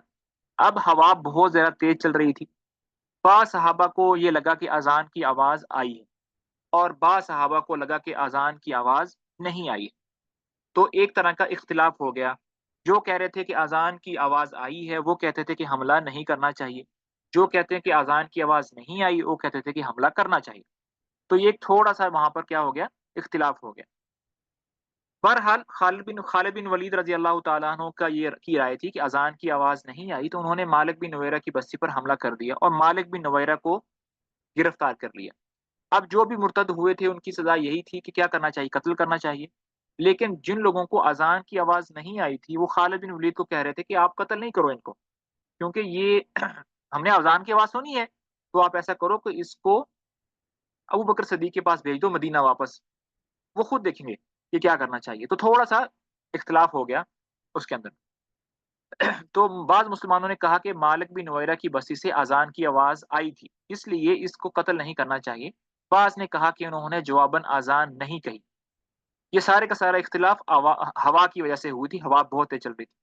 یہ خلیفہ رسول کے حکم کے موافق واجب القتل ہے۔ حضرت خالد بن ولید نے جہاں تک تحقیق و تفتیش کیا یقینی اور قطعی شہادت اس معاملے میں دستیاب نہ ہوئی۔ اس پر ترہ یہ ہوا کہ مالک بن نویرہ نے جب خالد بن ولید سے گفتگو کی تو اس کی زبان سے اثناء گفتگو میں کئی بار نکلا کہ تمہارے صاحب نے ایسا فرمایا تھا، تمہارے صاحب کا ایسا حکم ہے وغیرہ۔ اچھا، اب ہوا یہ کہ مالک بن نویرہ کو گرفتار کر لیا، گرفتار کر کے جب وہ خالد بن ولید کے پاس لائے گئے تو خالد بن ولید نے ان سے کچھ گفتگو کی کہ نماز کے بارے میں تمہارا کیا خیال ہے، زکوٰۃ کے بارے میں تمہارا کیا خیال ہے۔ چلو ٹھیک ہے، ان کے قبیلے سے اذان کی آواز نہیں آئی، اٹس اوکے، اب گرفتار کر لیا، اب پوچھ لیتے ہیں، اب تو میرے پاس ہے نا۔ تو جب بھی یہ بات کرتے تھے خالد بن ولید کے نماز کے بارے میں تمہارا کیا حکم ہے، وہ کہتے تھے کہ تمہارے ساتھی پڑھتے تھے، تمہارے ساتھی ایسے کرتے تھے، مطلب وہ تمہارے ساتھی سے اللہ کا نبی مراد لے رہے تھے۔ تو جیسے ہی وہ کہتے کہ تمہارے ساتھی نے فرض کی ہے میں نہیں پڑھوں گا، تم اور تمہارے ساتھی پڑھتے تھے میں نہیں دوں گا یہ وہ، تو خالد بن ولید کو غصہ آ رہا تھا کہ ہمارے ساتھی، مطلب وہ صرف ہمارے نبی ہیں تمہارے نبی نہیں ہیں۔ تو حضرت خالد بن ولید نے یہ لفظ سن کر غصے سے فرمایا کہ کیا وہ تمہارے صاحب نہ تھے؟ اس پر انہوں نے کوئی جواب مناسب نہیں دیا۔ طبری کی روایت کے موافق حضرت زرار بن اس وقت شمشیر بدست کھڑے تھے، انہوں نے خالد کا اشارہ پاتے ہی اس کا سر اڑا دیا۔ یہ میدان جنگ کا ایک نہایت معمولی سا واقعہ تھا، لیکن مورخین کو اس کا خاص طور پر اس لیے ذکر کرنا پڑا کہ ابو قتادہ بھی حضرت خالد بن کی فوج میں شامل۔ اب یہاں پر ہوا کیا؟ تو خالد بن ولید نے تحقیق اور تفتیش کر کے جب ان کو لگا کہ بھئی یہ تو ہمارے نبی کو اپنا نبی مانتا ہی نہیں ہے، تو مرتد ہے، تو پاس میں حضرت زرار کھڑے تھے، اس نے ہر خالد نے کہا کہ اس کا سر اڑا دو، تو زرار رضی اللہ تعالیٰ عنہ نے اس کا سر اڑا دیا۔ اب ہوا کیا کہ اس جنگ کے اس کے اندر لشکر کے اندر ابو قتادہ رضی اللہ تعالیٰ عنہ بھی تھے، اور وہ انہی لوگوں میں سے تھے جو یہ کہتے تھے کہ مالک بن نویرہ کی بستی سے اذان کی آواز آئی تھی، لہٰذا مالک بن نویرہ کو قتل نہیں کرنا چاہیے۔ بعض مورخین نے یہ بھی لکھا ہے کہ مالک بن نویرہ کو حضرت خالد بن ولید نے قتل نہیں کرایا، بلکہ انہوں نے مزید تحقیق حال کے لیے مالک بن نویرہ کو زرار بن ازور کی حراست میں دے دیا تھا، اور اتفاقاً رات کے وقت دھوکے سے مالک بن نویرہ زرار کے ہاتھوں سے قتل ہوا۔ بہرحال حضرت ابو قتادہ بہت ناراض ہوئے اور انہوں نے اپنی ناراضگی کا اظہار اس طرح کیا کہ وہ خالد بن ولید سے بلا اجازت لیے خفا ہو کر مدینہ میں چلے آئے اور یہاں آ کر شکایت کی کہ خالد بن ولید مسلمانوں کو قتل کرتا ہے۔ سمجھ میں آ گئی؟ اب تو ابو قتادہ نے بغیر بتائے واپس مدینہ آ گئے اور آ کر ابو بکر کو بتایا کہ خالد بن ولید نے ایسا کیا۔ حضرت عمر فاروق اور دوسرے مسلمانوں نے مدینہ میں جب یہ بات سنی تو خالد بن ولید کے متعلق حضرت ابوبکر صدیق سے شکایت کی اور کہا کہ خالد کو معزول کر کے اسے قصاص لینا چاہیے۔ سبحان اللہ! یعنی خالد کو کیا کرنا چاہیے؟ ان سے لشکر کی جو ہے نا وہ امارت واپس لینی چاہیے اور قتل کرنا چاہیے خالد بن ولید کو۔ مدینہ منورہ میں خالد بن ولید کے متعلق عام ناراضی اس لیے بھی پھیل گئی اور قتل مسلم کا الزام اس لیے اور بھی ان پر تھپ گیا کہ حضرت خالد بن ولید نے بعد میں مالک بن نویرہ کی بیوی سے نکاح کر لیا تھا۔ حضرت ابوبکر صدیق نے یہ سب کچھ سن کر حضرت ابو قتادہ کو مجرم قرار دیا کہ خالد کی بلا اجازت کیوں لشکر سے جدا ہو کر واپس آئے۔ سبحان اللہ! یہ ایک عقل مند اور حکمت والی بات کی۔ جیسے ابو قتادہ شکایت لے کر آئے تو ابو بکر نے ان کی شکایت سن کر فوراً کہا کہ ابو قتادہ کو ڈانٹا کہ تم کیوں واپس آئے، کیوں لشکر چھوڑ کر آئے، تم نے اپنے امیر خالد بن ولید کی بات کیوں نہیں مانی، کیوں ان کو بغیر بتائے یہاں پر آ گئے؟ ان کو حکم دیا گیا کہ واپس جائیں اور خالد کے لشکر میں شامل ہو کر ان کے ہر ایک حکم کو بجا لیں۔ چنانچہ ان کو واپس جانا پڑا۔ حضرت عمر فاروق اور دوسرے صحابہ کو سمجھایا کہ خالد پر زیادہ سے زیادہ ایک اجتہادی غلطی کا الزام عائد ہو سکتا ہے۔ فوجی نظام اور آئین جنگ کو مد نظر رکھتے ہوئے خالد کو سیف من سیوف اللہ پر نہ زیر قصاص لایا جائے، نہ معزول کیا جا سکتا ہے۔ یعنی حضرت خالد بن ولید رضی اللہ تعالیٰ عنہ نے تحقیق اور تفتیش کے بعد ہی ان کو کیا کیا تھا؟ قتل کیا تھا۔ ٹھیک ہے؟ قتل کیا تھا۔ ہاں، اور یہ ایک اجتہادی غلطی ہوتی۔ اجتہادی غلطی سمجھتے ہیں اجتہاد کیا ہوتا ہے؟ جی، اگر صحیح اجتہاد ہے تو ڈبل اجر ہوگا اور غلط ہے تو سنگل اجر، ہاں، لیکن گناہ نہیں ہوگا۔ ہاں، اجتہاد یہ ہوتا ہے کہ سارے کے سارے حالات کو، سینیریوز کو، سیکوینس کو سامنے رکھ کر ایک فیصلہ کرنا اپنے ذہن سے، اپنی سکلز کے مطابق، اس کو اجتہاد کہتے ہیں۔ اگر وہ فیصلہ ٹھیک ہو جائے تو اللہ کی طرف سے 2 اجر ملتے ہیں، اگر وہ فیصلہ غلط ہو جائے تو اللہ کی طرف سے 1 اجر ملتا ہے۔ تو خالد بن ولید نے مالک بن نویرہ کو پاس بلایا، ان سے کوشچن آنسر کیے، نماز کے بارے میں کیا کہتے ہو، زکوٰۃ کے بارے میں کیا کہتے ہو، تو اپنی تحقیق کرنے کے بعد ہی ان کو قتل کروایا. تو ان کی ایک اجتہاد تھا، اگر غلطی بھی ہے تو پھر بھی ان کو اجر ملے گا، اور ان کو قتل کیا جائے، قصاص کیا جائے، یہ نہیں ہو سکتا.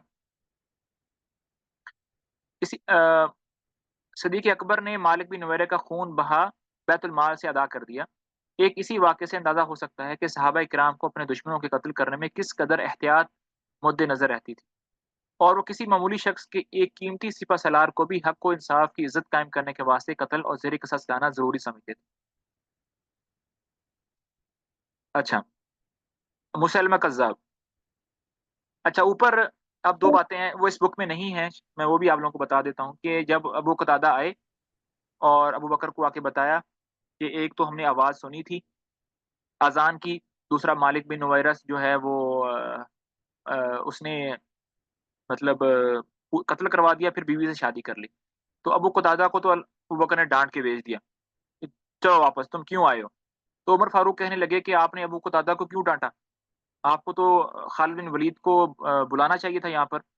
تو ابو بکر نے حضرت عمر کو کہا کہ اگر میں قتادہ کی بات مان لیتا تو اس سے باقی لشکر والوں کی جرت کھل جاتی کہ جب بھی تھوڑی سی بھی کسی امیر سے غلطی ہوتی تو باقی لشکر والے کیا کرتے،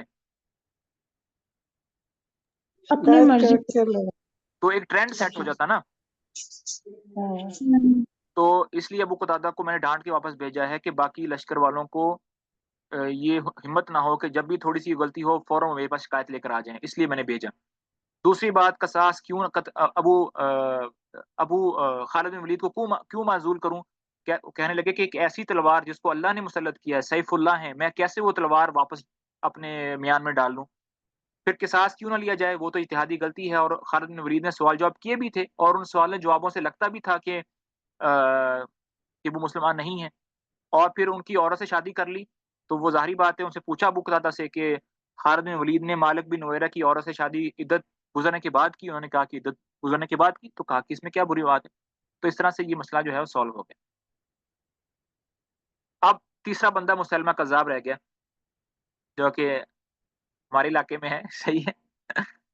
فتح مکہ کے بعد جو وفود قبائل کی طرف سے حضرت صلی اللہ علیہ وسلم کے خدمت میں حاضر ہو کر مسلمان ہوئے تھے، ان میں مسلمہ بن حبیب بھی بنو حنیفہ کے وقت میں شامل تھا، جس کا اوپر عہد نبوی کے واقعات میں تذکرہ آ چکا ہے. جب وہ اپنے وطن یمامہ کی طرف واپس ہوا تو انہی ایام میں نبی صلی اللہ علیہ وسلم کی ناساز تباہ کی خبر مشہور ہوئی.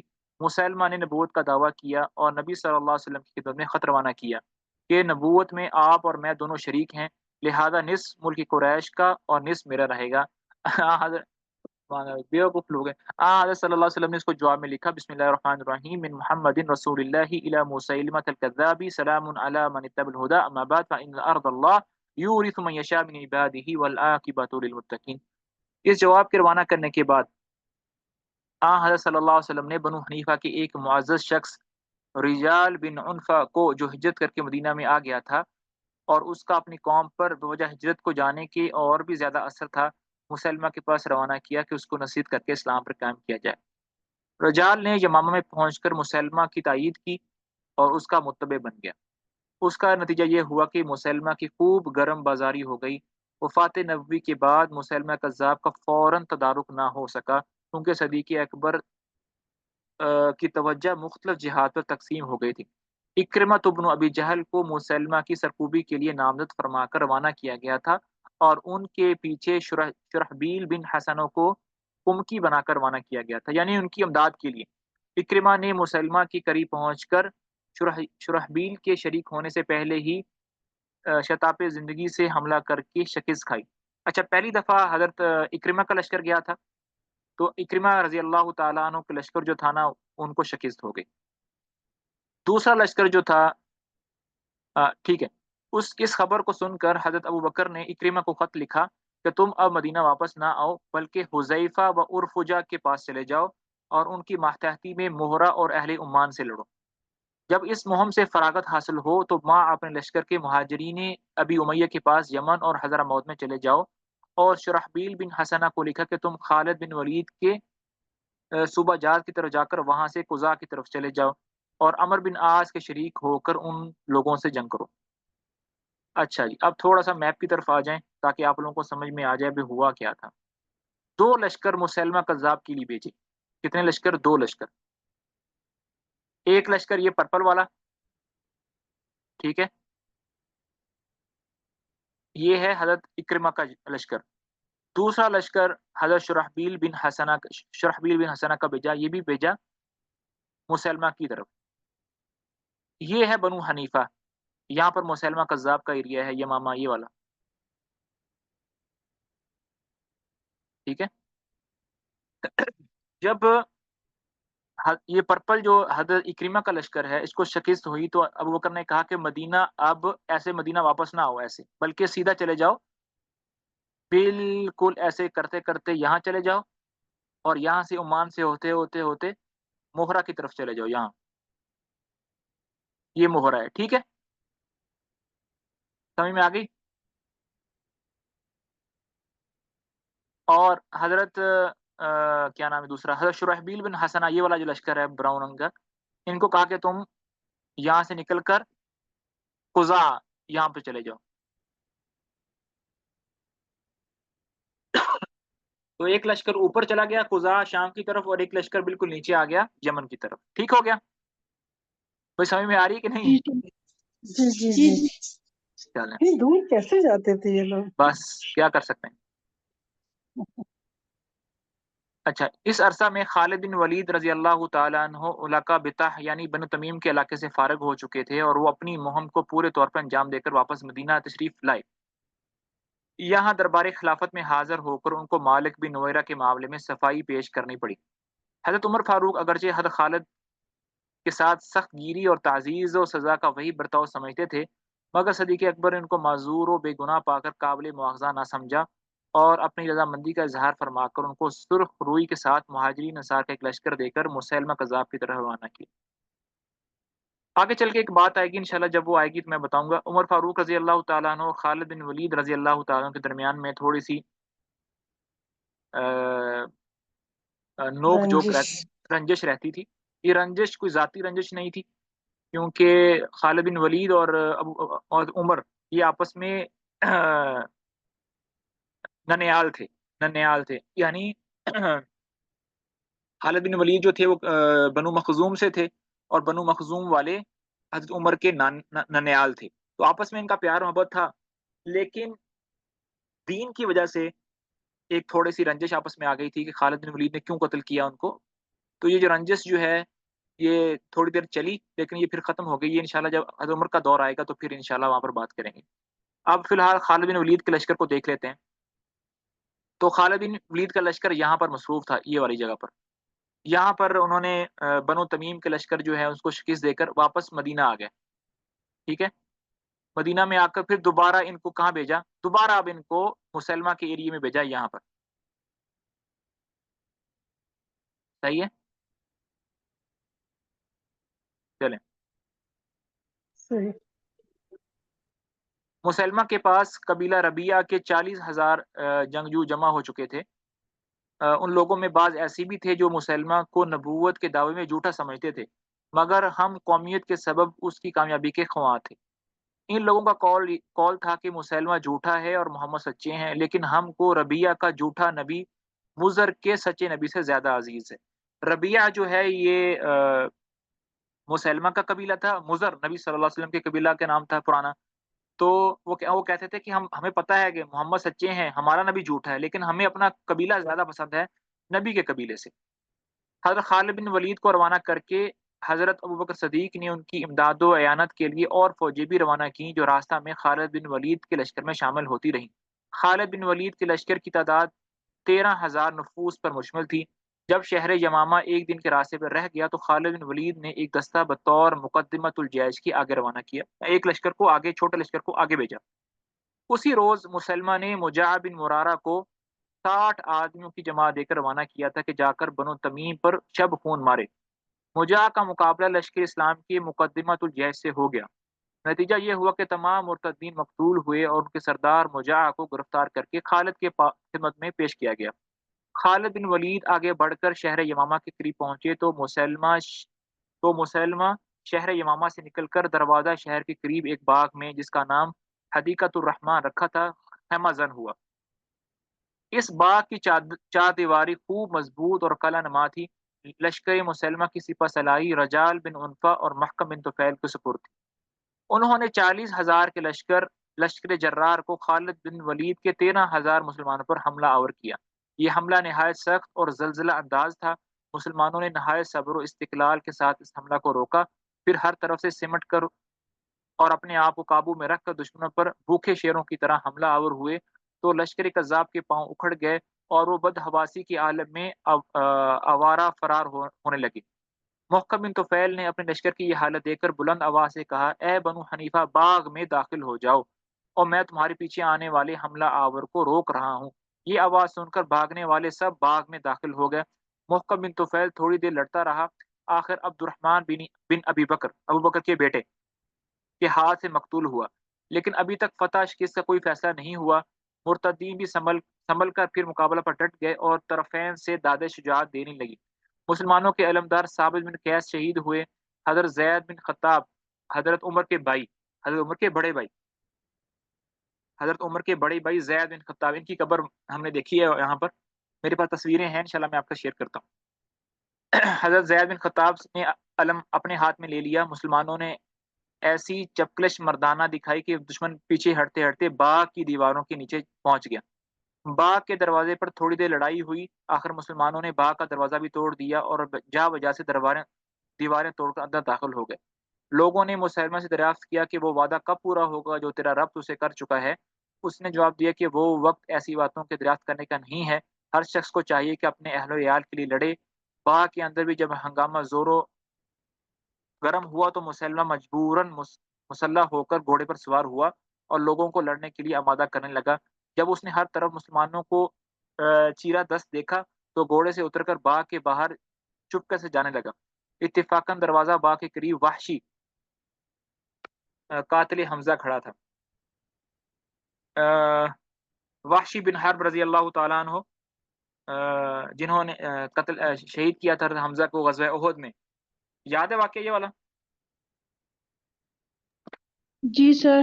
ہاں، جی تو وحشی نے حضرت حمزہ کو شہید کیا تھا غزوہ احد میں، بعد میں مسلمان ہو گئے تھے، جنگ میں تھے، تو اس نے اپنا حربہ پھینک مارا جو مسلمہ کی دوہری زرہ کو کاٹ کر اس کے پیٹ کے باہر نکل گیا۔ یہ جو حربہ ہے، ایک تو آپ لوگوں نے نیزہ دیکھا ہوگا نا، نیزہ لکڑی کی لمبی سی لکڑی ہوتی ہے، سٹکس ہوتی ہے، اس کے ایک نکر پر ایک لوہے کا وہ لگا ہوتا ہے حرب، ایرو لگا، ہاں ایرو لگا ہوتا ہے، اس کو نیزہ بولتے ہیں۔ حربہ جو ہوتا ہے نا وہ نیزے سے ذرا کم چھوٹا ہوتا ہے، چھوٹے اور سائز کا۔ ہاں سائز میں چھوٹا ہوتا ہے۔ تو وحشی رضی اللہ تعالیٰ عنہ مشہور تھے کہ ان کا نشانہ بہت اچھا ہے حربہ پھینکنے میں، اسی وجہ سے انہوں نے حمزہ رضی اللہ تعالیٰ عنہ کو بھی شہید کیا تھا، دور سے پھینکا تھا، اور مسلمہ کو بھی انہوں نے دور سے ہی پھینکا تھا، اسی نیزے سے، جس نیزے سے حضرت حمزہ کو شہید کیا تھا اسی نیزے سے مسلمہ کذاب کو مارا۔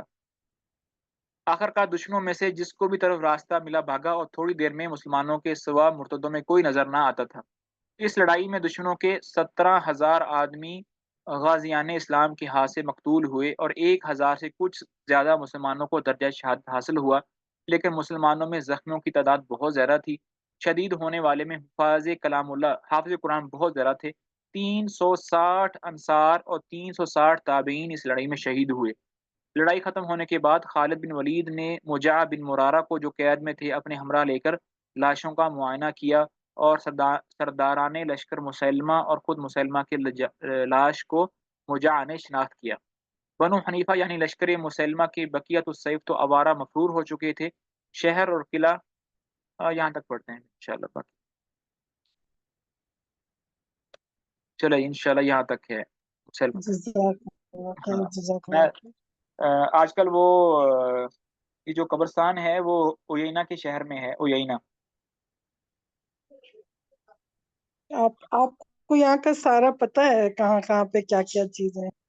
جی پتہ ہے الحمدللہ، میں 2-3 دفعہ گیا بھی ہوں، قبرستان کے پاس سے گزرا ہوں، گیا کسی اور کام کے لیے تھا، لیکن اس قبرستان کے پاس سے گزرا تھا تو الحمدللہ وہاں پر ہم نے کچھ وقت وہاں پر گزارا تھا۔